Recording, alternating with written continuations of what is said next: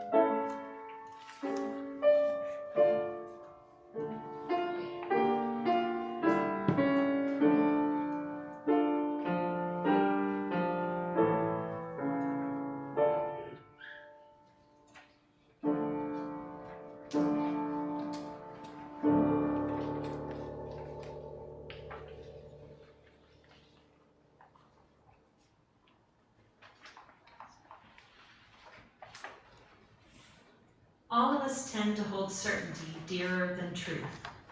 We want to learn only what we already know. We want to become only what we already are. And doubts, Lord knows, are important for the development of religious faith if, with St. Augustine, you believe in thinking and wish to think in believing. But if doubts are important, wonder is all important. None of us scoffs at the stars, nor do we sneer at sunsets. Yet we depreciate so much else. It seems almost inevitable that, as civilization advances, the sense of wonder declines. We forget that both the tree of life and the tree of knowledge are deeply rooted in the soil of mystery.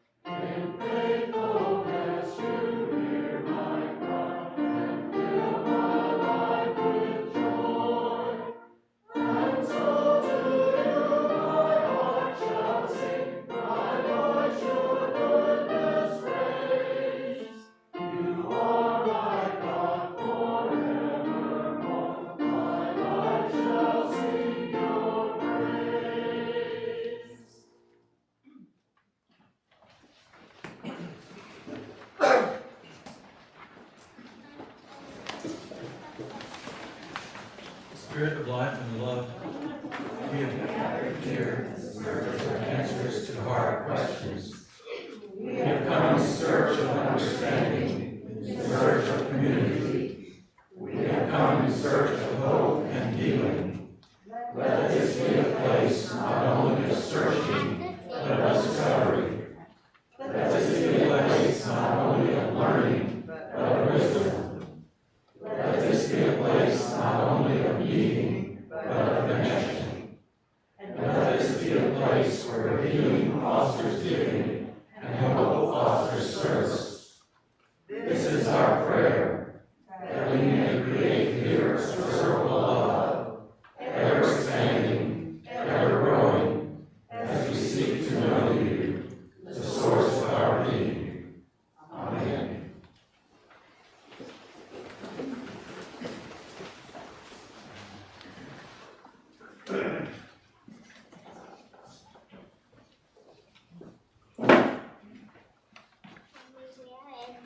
At the end of each row, you will find an envelope that has cards where you can register your attendance with us, especially if you are a visitor, so that we may know how to contact you, but also cares and concerns cards, where you can give us things that you wish to celebrate or things that you would like for us to pray for you.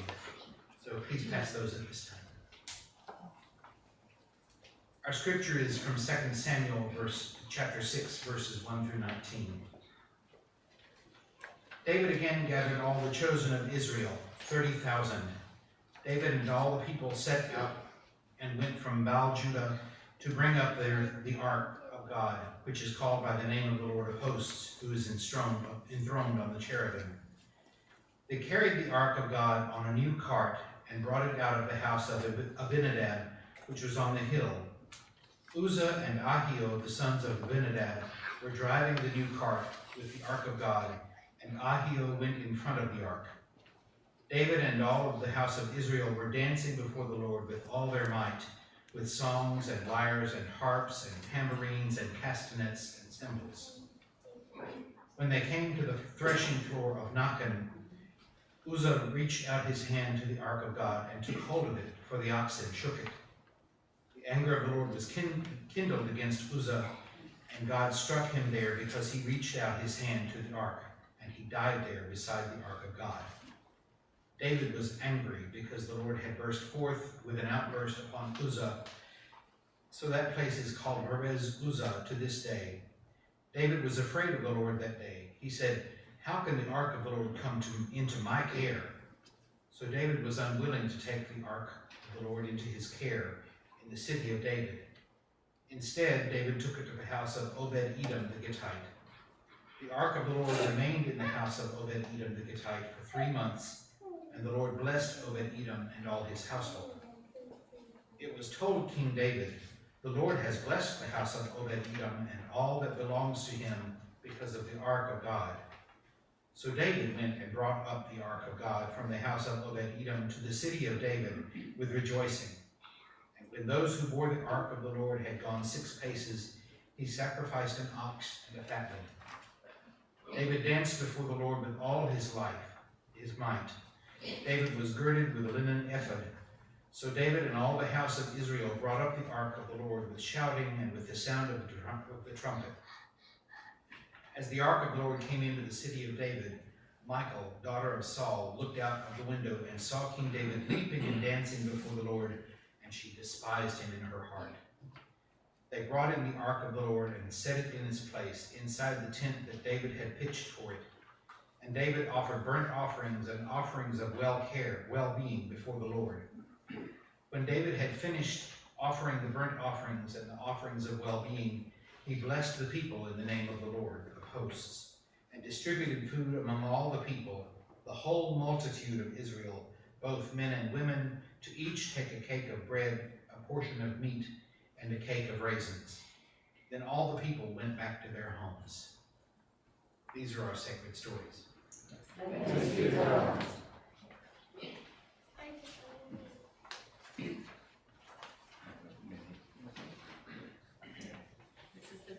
Hello? This is the time for children, or whoever. How many of you know the story of the 3 little pigs? I'm guessing we got pretty much 100% compliance. Excellent. Probably everybody. Who is the bad guy in the story of the 3 little pigs? Of course. Most of us learned that story when we were little, and it's pretty simple and clear-cut. But I would guess that many of you, especially if you've been a child or a parent in the last 30 years or so, have also encountered this book, The True Story of the 3 Little Pigs, as told by Alexander T. Wolf to the author John Sieska. Anybody know that one? Okay, good, excellent. So that book shows us a different perspective or a different way of looking at the story of the 3 little pigs. Anybody who knows that book remember any of the things that the wolf says to explain some of the happenings in the story that we're more familiar with? You have the cold. He has a very bad cold, that's why he sneezes so much. Anybody else remember what he was doing, why he went to the pig's house in the first place? He was baking a cake for his dear grandmother's birthday, and he needed to borrow a cup of sugar. So he was going to his neighbors to ask, and they were very actually rude and unfriendly to him. And he sneezed, perhaps because of all that straw, and things went downhill from there. So neither of these stories are true, but they do show us that there's more than one way of looking at something, and that we often only know part of what has happened. If you were following the scripture that David read this morning, it was kind of a surprising story in many ways. In it, God was blamed for the death of someone, which doesn't match up with my image of God, which is that God is love. So it's really important for us to remember that the stories in the Bible were written by people who were trying to understand their experiences and make sense of what was happening. But they just show one perspective, or one way of thinking about it, just like the story of the three little pigs does. We still read these stories at Covenant, even if they don't match up with our understanding, because it's good for us to hear different perspectives and different ways of thinking. And when we read a story in the Bible that doesn't make sense to us, we can listen to it and think about it and compare it to other stories and compare it to our own experiences, and then we get to figure out what we think it means. And in doing so, we can also remember that God is love and hold all those stories and experiences in that light. I think you're invited to go to the children's area. I've never done this part.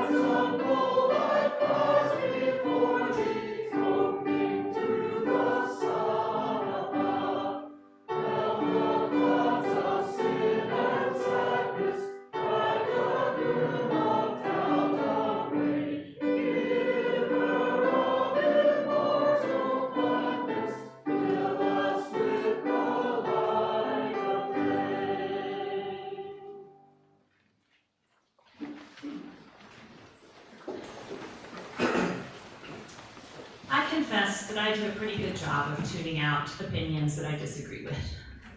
There's not much question that I live in a proverbial echo chamber where the vast majority of views that I hear match those that I already hold. I listen to podcasts that reflect my political leanings. I usually read authors that reinforce my own beliefs. And I'm somewhat embarrassed to admit that I've even silenced the voices of friends or family whom I care about but disagree with when I've unfollowed them on Facebook so that I don't have to be troubled by their different viewpoints. I'm guessing I might not be the only person who's had that experience. I usually find it pretty easy to justify my actions. After all, why should I spend time and energy listening to wrong opinions? And when I do listen, it's not often that I seek to really understand. During our time of silent confession, I invite you to consider the ways in which you may rest in the satisfaction of what you already think or know, shutting out different perspectives or new information.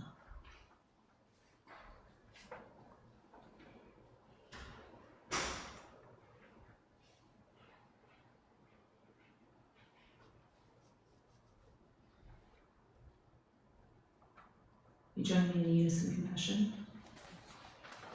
Life is, or should be, nothing but a struggle to seek truth. Yet what we seek is really the truth that we already possess. Truth is mine in the reality of life as it is given to me to live.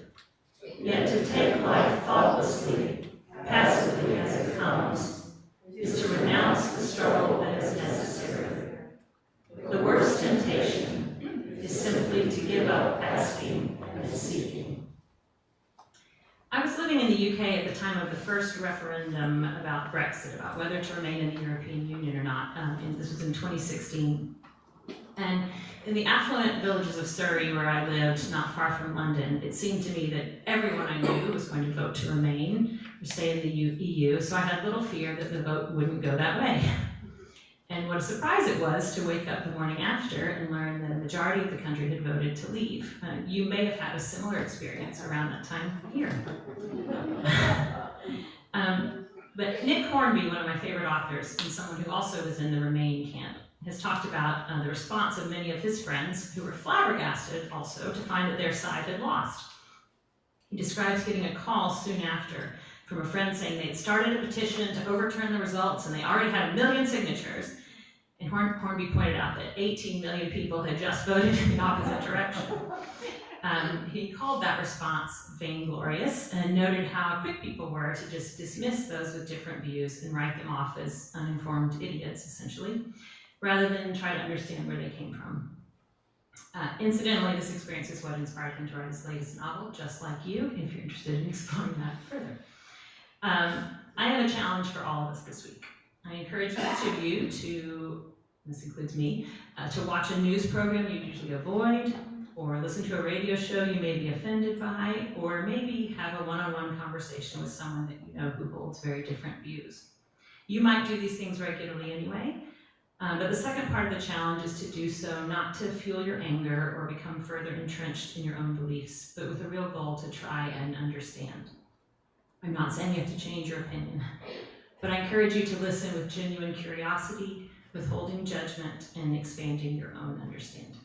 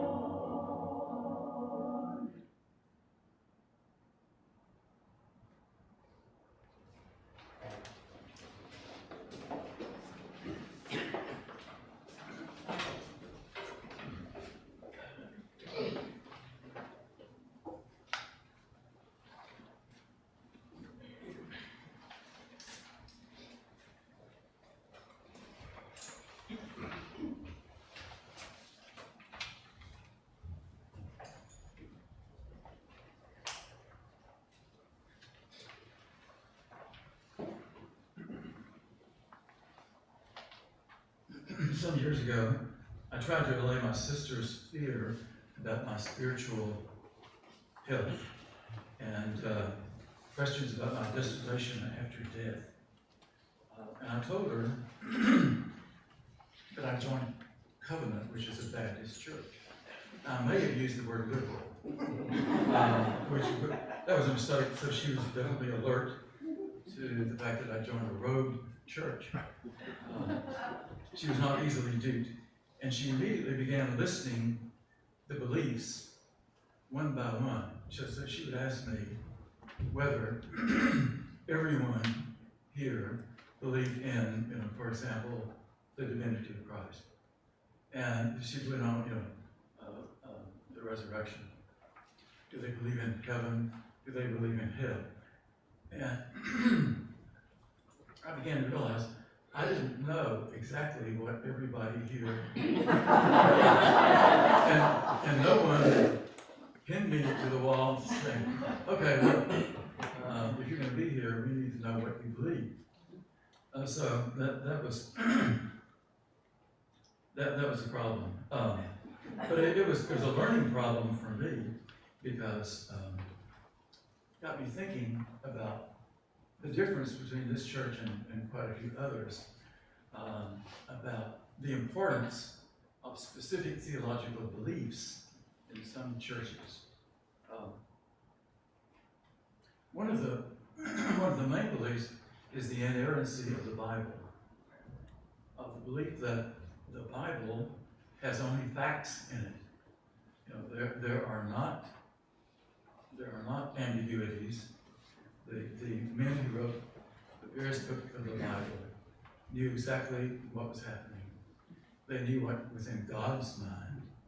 They had the dialogue, and no one would question that because every word of the Bible is factually true. It's very strange given how the Bible is written, how complex all of that is, and how many years often elapse between the events described and they're being written down. And of course you have much oral development of those stories in the interim. And it's strange that people would pick on the Bible and say, well, either it's true, factually true, or it's not worth anything. And those of you who talk about metaphor, talk about difficulties in the Bible, you just don't understand what the Bible is.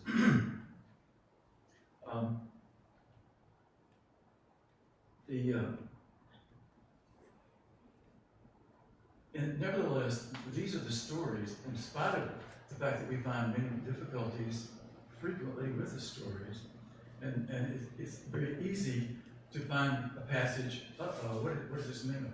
This contradicts something else that's either before it or after it, or somehow I don't understand this. And of course it's complicated in terms of translation, and many discussions are possible. But the Bible is not exactly an easy book to understand. That is for certain. Yet these stories are, we call them our sacred stories. They are what we have. They show us the development. They show us the evolution of our religion. They show us the evolution of God, the evolution of human beings understanding God. I'll lift it over here. I like to read aloud the poem by Octavia Butler, which is on the first page of this. I don't know whether you know her or not. She's a science fiction writer. She's deceased now, unfortunately. She's a black woman who wrote early on much science fiction. In fact, my son is an avid reader of science fiction. She is his favorite writer. And in this poem, change, here we are, energy, mass, life, shaping life, mind, shaping mind, God, shaping God. Consider, we are born not with purpose, but with potential. All that you touch, you change. All that you change, changes you. The only lasting truth is change. God is change. And certainly this passage that David read would suggest an earlier development of God. In fact, today's reading presents several puzzles that prevent a serene acceptance of the implications in the text. We read that the anger of the Lord was kindled against Uzzah because he touched the ark to prevent its falling when the ox stumbled. It's strange that a man would die because he prevented the holy ark from falling to the ground from a cart. And the danger of touching such an object was well known. But how did it get on the cart without being touched? And of course, in the movie, The Raiders of the Lost Ark is forever being toted around on carts until finally it's stored in the warehouse for a bureaucratic review of it. But tradition required that the ark be carried on the shoulders of men with staves on either side of the ark to rest on their shoulders. And so, that would prevent the ark from being touched unnecessarily. And the question is, and presumably the Lord is already irritated by the presence of the cart, even before Uzzah touches the ark. But who's responsible for its being put on the cart? Now the cart is said it's new, and it has been put through rituals, it has been cleansed, but David is actually in charge of this whole process because he's using the ark to amplify that he is God's chosen. And it is possible that David is the one at fault, not Uzzah, in fact, who organized all of this. Now, the ark had been in Uzzah and his brother Ahaz's home for some time. And some commentators say, well, okay, Uzzah was accustomed to being with the ark, and maybe he was taking it for granted, and maybe he became perfunctory in his attitude toward the ark. But it's possible that David is the one who is involved here, since he is in charge of this whole scene of this process. He wants to use the ark as a physical presence, as a sign that the Lord sanctions his kinship. Maybe David is the careless one, inattentive to the details. He seems throughout this chapter to be manipulating God with his use of the ark. And there's an indication that David is manipulating not just God, but the people themselves. Now, this probably might seem strange to those who know David as a wonderful character, as a wonderful person, as a strong person. And we're told here that, after all, after Saul, God wanted David to be the king. And I understand that people have various qualities. For example, when I was growing up, an older cousin of mine insisted over and over and over and over again that Lyndon B. James was a crook, that he was a criminal, very much against him. And yet, Lyndon B. James, he did bring about laws that improve social issues quite a bit. And, our characters, our politicians, our kings are mixed.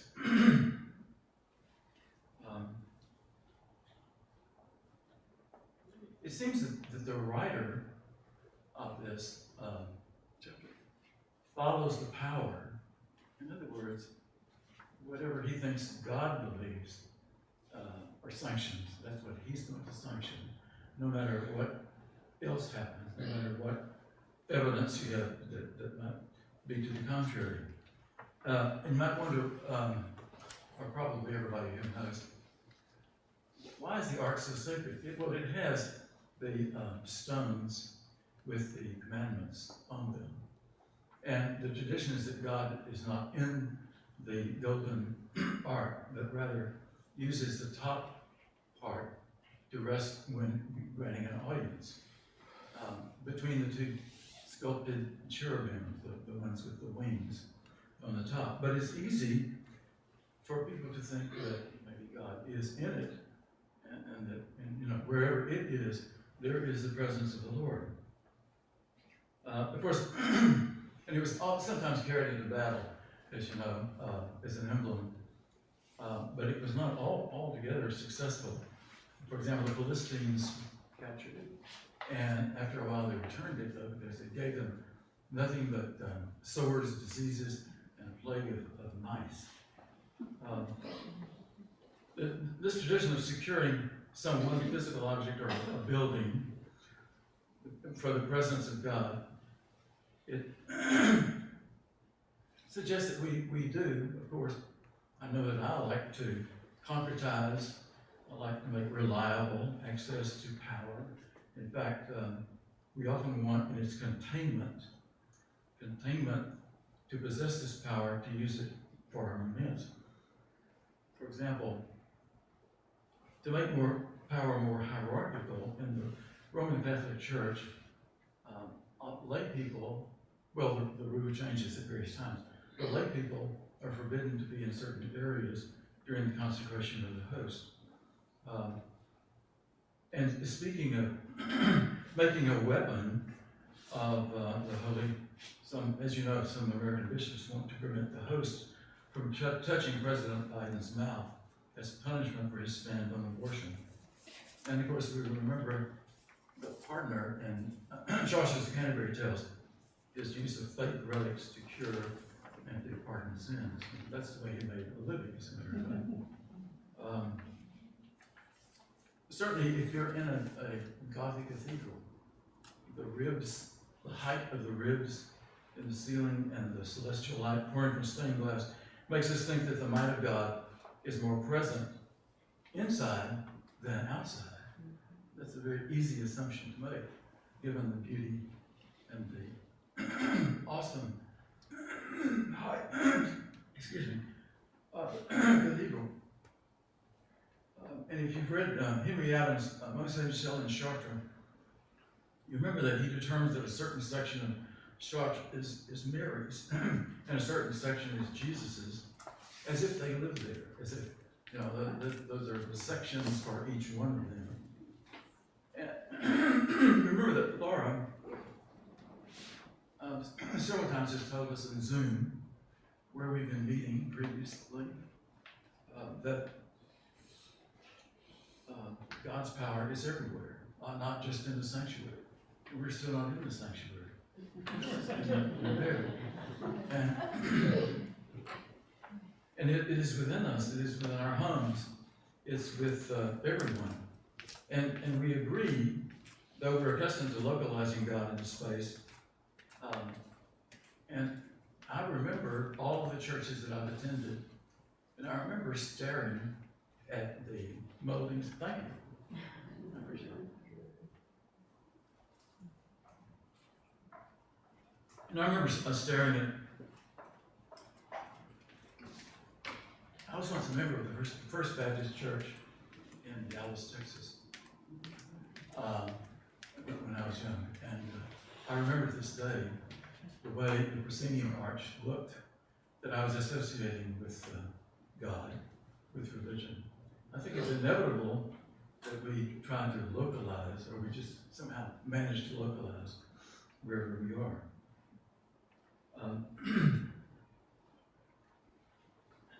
Consider the choices that the early founders of our church had to make, whether to remain in the church, which they associated with the presence of the Lord, and accept the words of a minister not of their choice, or to camp out in rented spaces on Sunday afternoons, often in churches of other denominations.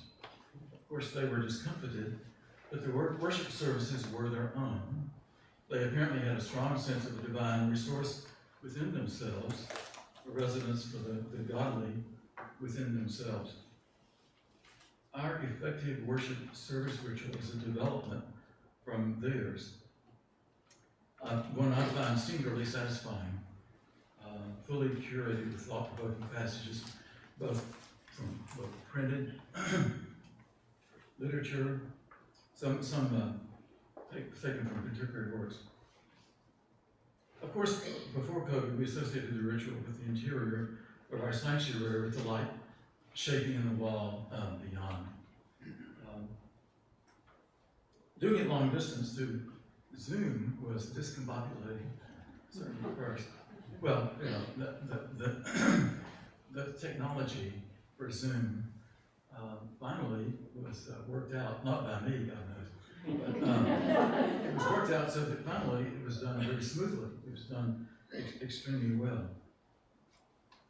Well, back to this story.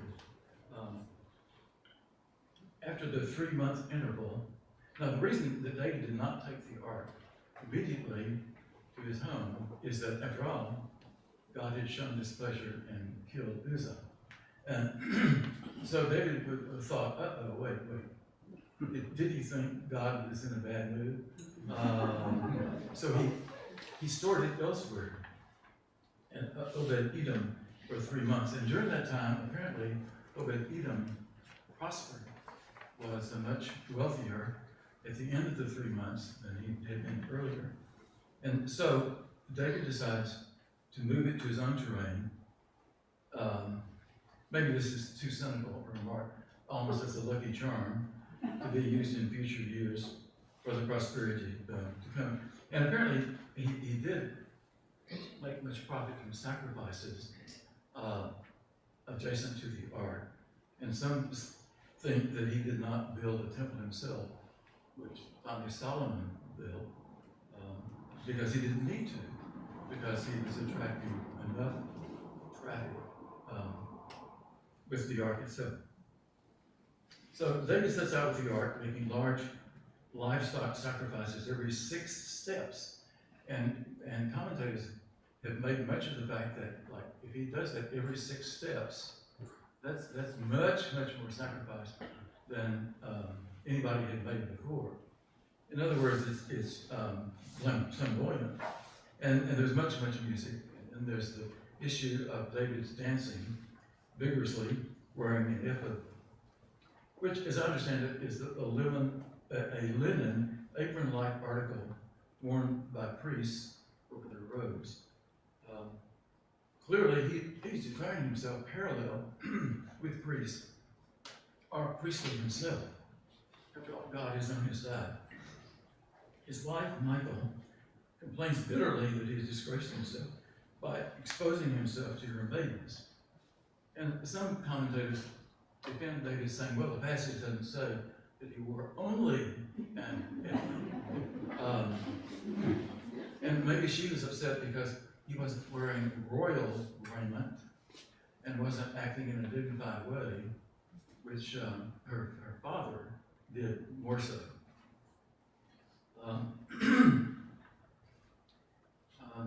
Apparently, when she did love him, she saved his life when her father Saul was trying to kill him, and suggested to him that he make an escape through a window. And in part, his motivation in marrying her was political, because after all, she was the daughter of Saul. The 6th chapter ends with a sentence implying that God made Michal barren because of her attitude shown in her outburst. And I'd like to read the passage. Okay, this is David speaking. David has a long tirade here after his wife accuses him of disgracing everyone. This is David. It was before the Lord who chose me above your father and above all his house to appoint me as prince over Israel. The people of the Lord and I will celebrate before the Lord. I will make myself yet more contemptible than this, and I will be abased in your eyes. But by the female servants of whom you have spoken, by them I shall be held in honor. And Michal, the daughter of Saul, had no child to the day of her death. In other words, that one sentence at the very end of the chapter is pointed, partly because of its placement as the last sentence, but also because in juxtaposition, immediately following David's declaration of his independence and willingness to do anything he wanted to do. And the implication would seem to be that the writer knew that God made her barren in payment for her accusation of David. It doesn't say that per se, but the juxtaposition would suggest that. Okay, the writer would seem always to follow, as I said before, the power itself. And so, in terms of objectivity, of course, our history books, and this is a history book, our history books today sometimes suggest that the Civil War was fought for states' rights rather than for slavery. I mean, we're not exactly all that objective nowadays ourselves, but it would seem clear that there's quite a bit of subjectivity in the writer of this. Some would say that this attempt to manipulate using the art is akin to just giving everybody food. Well, maybe so, maybe not. At any rate, he is doing everything he can to appeal to the people. One might see David's use of the ark as parallel with the uses of obligation to validate our faith in manifest destiny. Our going west, conquering nature, and destroying the Indian Native American culture was done, some would say, because of God's making it so, and suggesting and creating a manifest destiny for us. As in, for example, the concept of a city on a hill, God approved sanctity of our nationhood. Similarly, many congregations rely on the theory that if they do right by God, they will prosper, called the gospel of prosperity,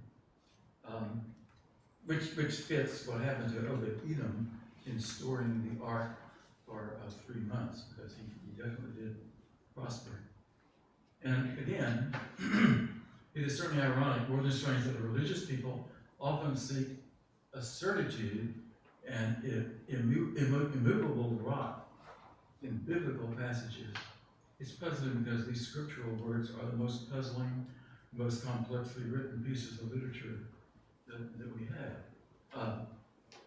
Commentators over the years, have consistently disagreed with one another about the meaning of passages, yet they are the stories we've inherited as the basis of our religious background.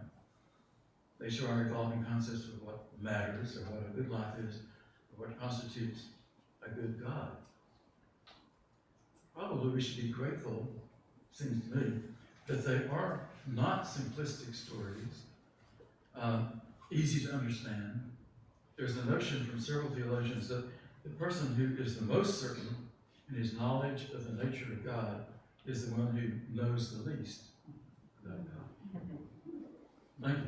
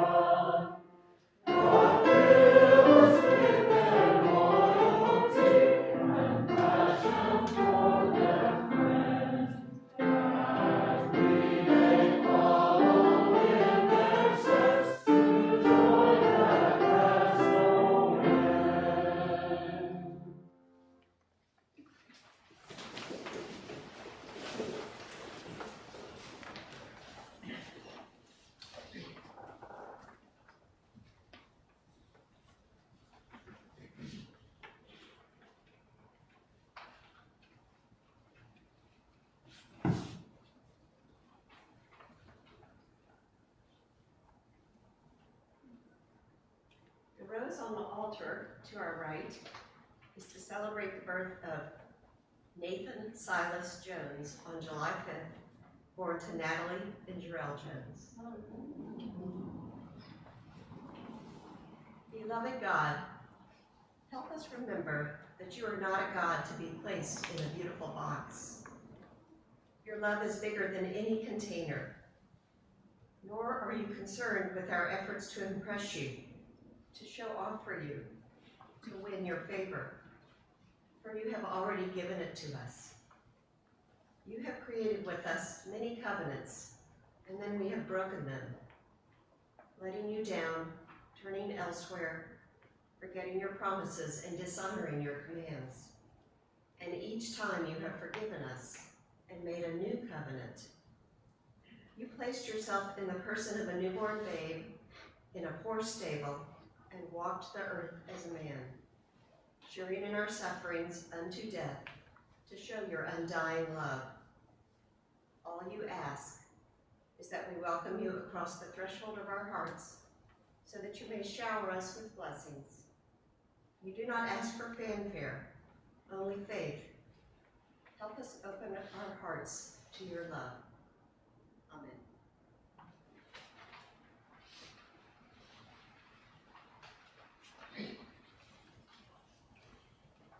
Welcome to Covenant. Covenant prides itself on being open and accepting of different races, genders, sexual orientations, and faith traditions. I've also always found Covenant to be an extremely safe place to question and to doubt. As Lewis said, there's no set of prescribed beliefs that we all sign on to, and I know I'm deeply, deeply appreciative of that. We all want a church that matches our values and our ways of envisioning God, but I also believe that our mix can become even richer through new additions. If you're considering joining Covenant but wonder if you're an exact fit, or if you're already a member but have held off voicing some of your ideas or asking some of your questions, I invite you to add your perspective to our mix.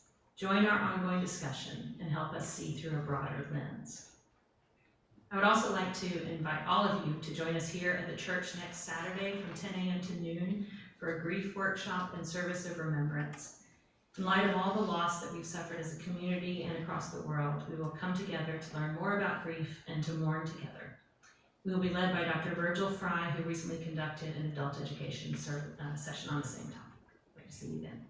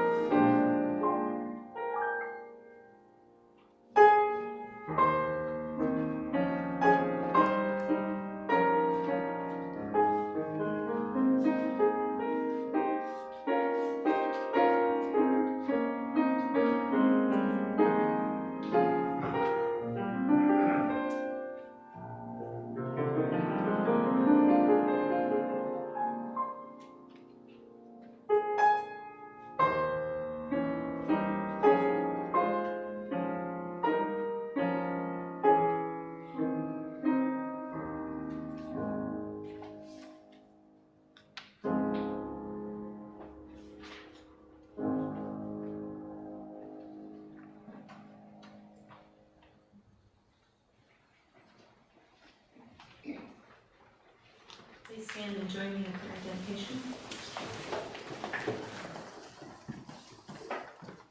God of yesterday and tomorrow, always you startle us into new understandings, just as we think we have all sorted out. Startle us again. Break open our preconceptions and confound our bad answers, that we might be gifted with new vision. Amen.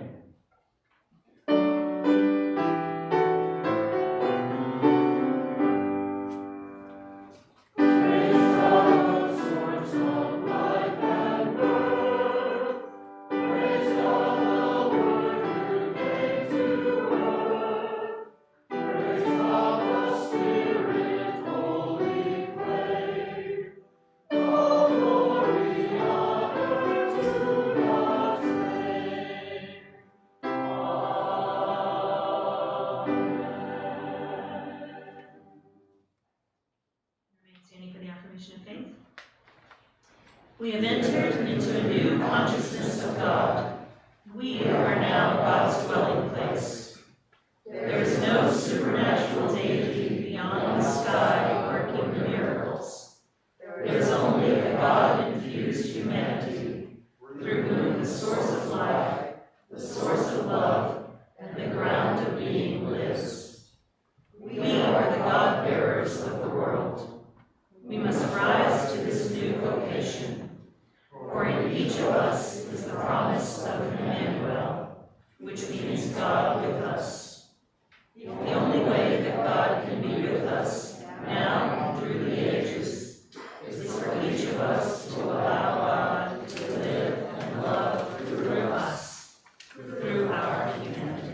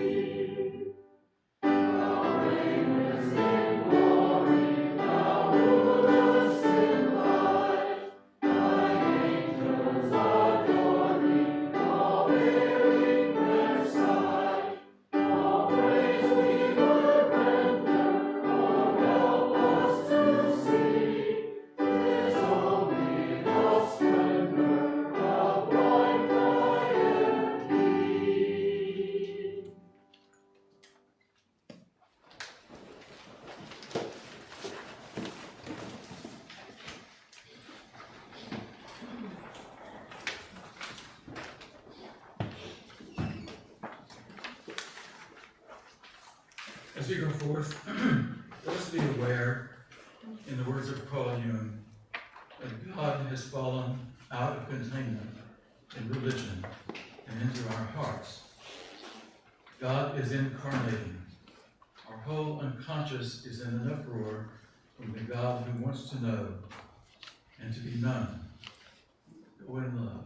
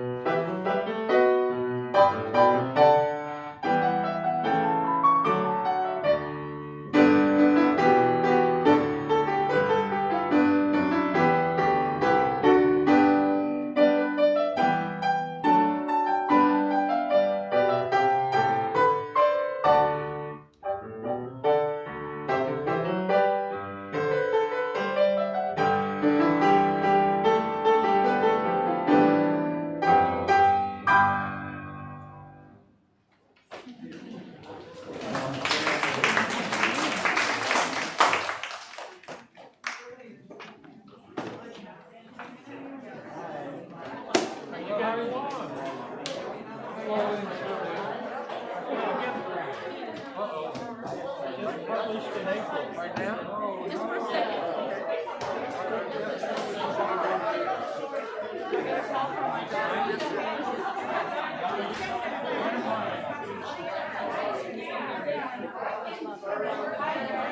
Ordinary rock, you got a slight rock.